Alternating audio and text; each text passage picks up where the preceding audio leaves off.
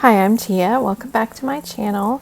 Today I am setting up my March reading spreads and my 2024 reading journal.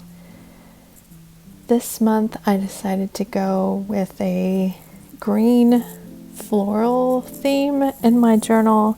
I'm really sort of basic, I think, when it comes to colors and schemes and stuff for monthly layouts.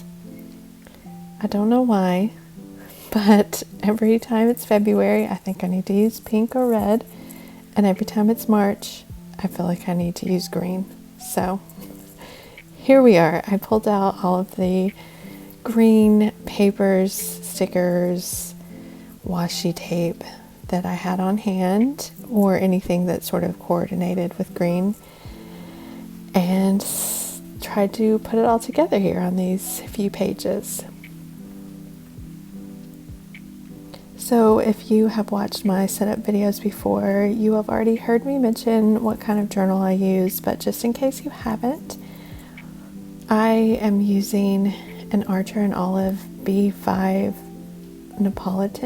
Neapolitan journal, and that just means that it has 3 different kinds of papers. It has a white dotted paper, it has black dotted paper, and also craft dotted paper, dot grid paper.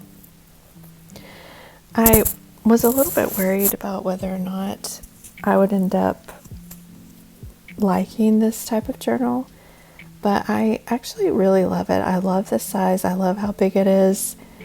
The B5, I feel like most people use the most common size is the A5, which is the size that I have always used before in the past, and is the size that is the most readily available from different companies. But this year I wanted to give the B5 a try, and I actually really like it. Like I was saying, it gives me a ton of space for each month, each layout. I don't have to worry about running out of space or anything, so it's just been really nice. Yeah, and I think I mentioned before, but all the ephemera that I'm using is from Amazon. That means like the papers here actually is from Amazon, and then the washi tape that I'm using right here was from Michael's, I believe, possibly Hobby Lobby. I'm blanking. And then I have some PET tape that I'm using as well, which is what that roll was that had like the houses and stuff on it. So that is actually from Journal Say, yes. And that is a Chinese journal company that I tried out a couple months ago, or a month ago or so. They have a ton of journal supplies, and they are very reasonably priced. They took a while to get here, which, I guess is to be expected since they were coming from China, but I've been really pleased with the things that I chose. So anyway, yes, that PET tape there that I'm using, the house little cottage sticker, is from Journal Say. And then the other stuff is just basic craft supplies, Scotch tape roller and some Crayola super tips.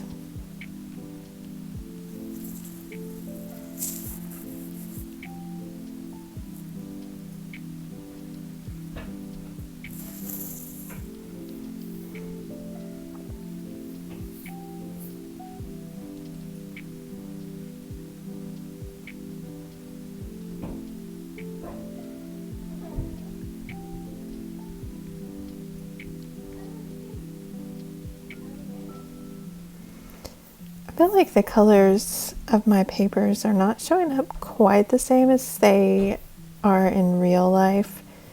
Everything seems slightly darker on screen than it does in real life.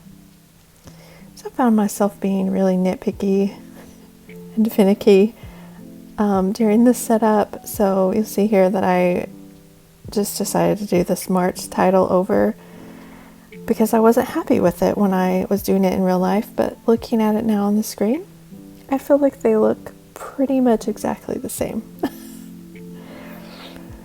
But yeah, anyway, so I redid it, which I end up doing, I think, a couple more times here. Not the specific title, but later when I turn the page.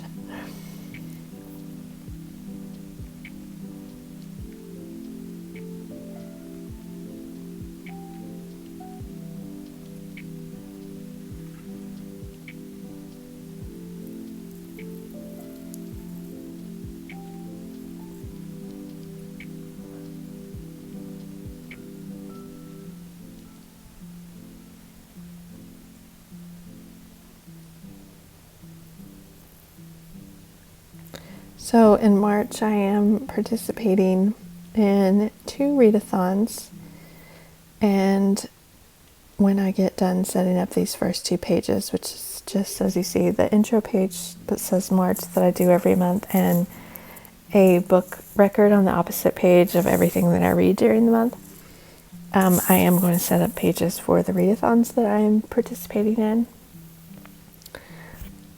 I plan on reading a ton in March, which, I mean, I plan on reading a ton every month, but hopefully because I'm participating in some readathons, I will get a lot of extra reading done this month. I guess it just really depends on what comes up in real life. Yeah, but February ended up being more stressful than I had anticipated, so hopefully that doesn't happen in March. But anyway, I think here I have 19 spaces for books to read, which should be plenty, but because it is middle grade March, there's always a tiny part of me that thinks I could read a book a day in March. So if that happens, then I will separate out these blocks, because in my book record I always use 2 rows per book. That leaves me plenty of space to write as big as I want. But if I end up reading more than 19 things, then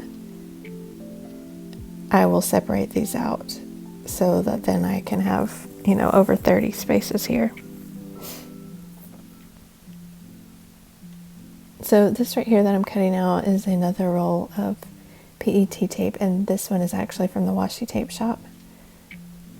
They have so many pretty floral washies, and I have used a ton in this journal, as well as I also have a long-term journal that I'm planning on using for more than just 1 year. And I've used a ton of washi tape in there, or PET tape, sorry.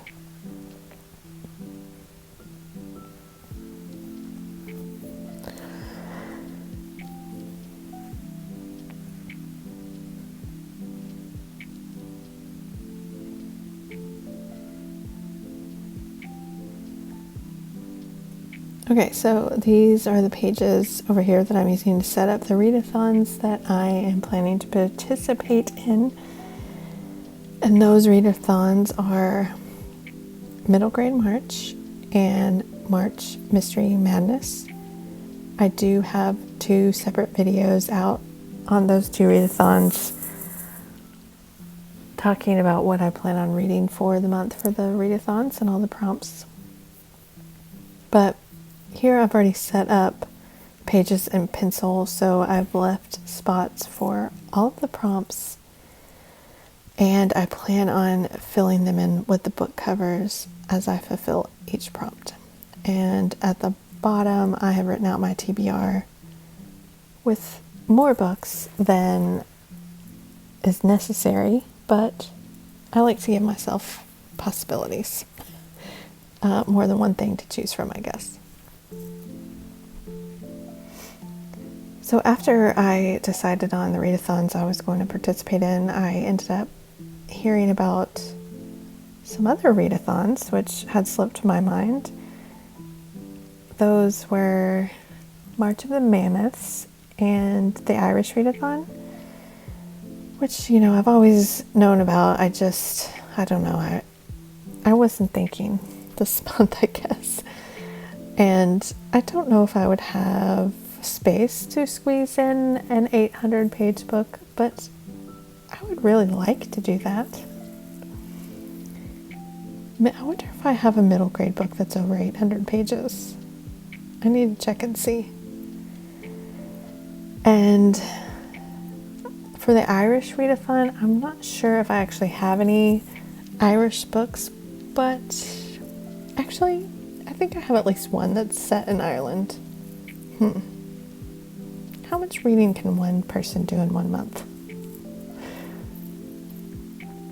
Okay, so here you see that I had completely different titles written out, and they just were not looking good, and I was getting really frustrated. So I turned the camera off and just redid them on my own without filming, so that I could get them exactly the way that I wanted them. It's kind of hard to do my journal on camera. I know you can't tell from this setup, but the camera, I don't even know what it's called, but the arm thing, the claw that I have my phone attached to be able to film like this, I basically have to put my arms around it and my head. Essentially, it's not ideal for doing crafty things. It's kind of cumbersome. So yeah, I just got frustrated with the way that my handwriting was turning out, and so I just turned the camera off and did the titles just right in front of me, so I didn't have to have my arms around this. What are those things called? I don't know. I have like an arm attached to my desk that holds my phone up like this. Yeah. Anyway, so it was much easier to do handwriting when I didn't have to be reaching around that claw thing. But in hindsight, looking at those titles that I ended up scrapping, they looked fine on camera. They just really did not look good in real life.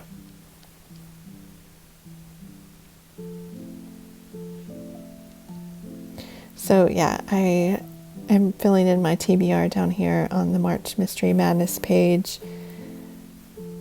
I think I added one extra book in because I thought, it'd be nice if I could read a middle grade mystery as well, which I don't think I put in my TBR video, but I do have a few middle grade mystery series that I would like to at least start at some point.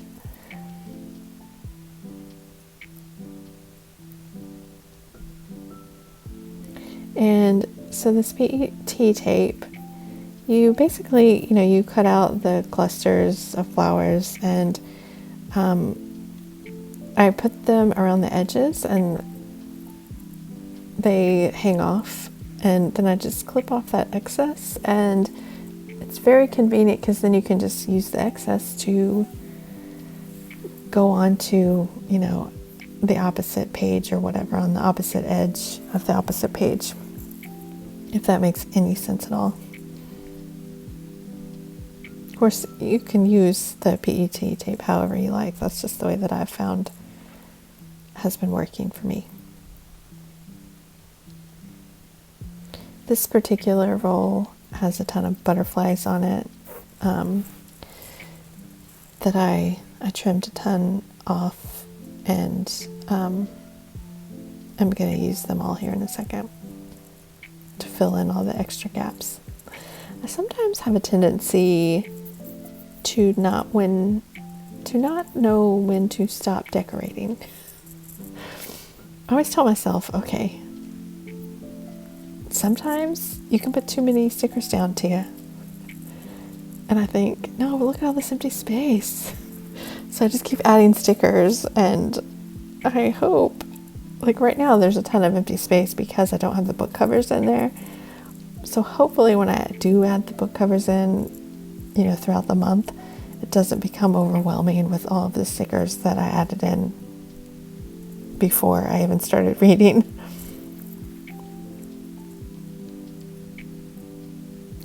But anyway, yeah, so I'm just adding in some butterflies and leaves here to fill in the extra gaps. And that is about it. So I am actually pretty pleased with the way that all of this turned out this month. I really liked the green colors scheme. And I would love to know if you are participating in any readathons this month and which ones you're planning on participating in. If there's any that I have missed, I'd be sure to let me know that as well. I hope that you are all doing well and that you have a great March and that you find a ton of 5-star reads this month. Thanks for watching. I'll see you next time.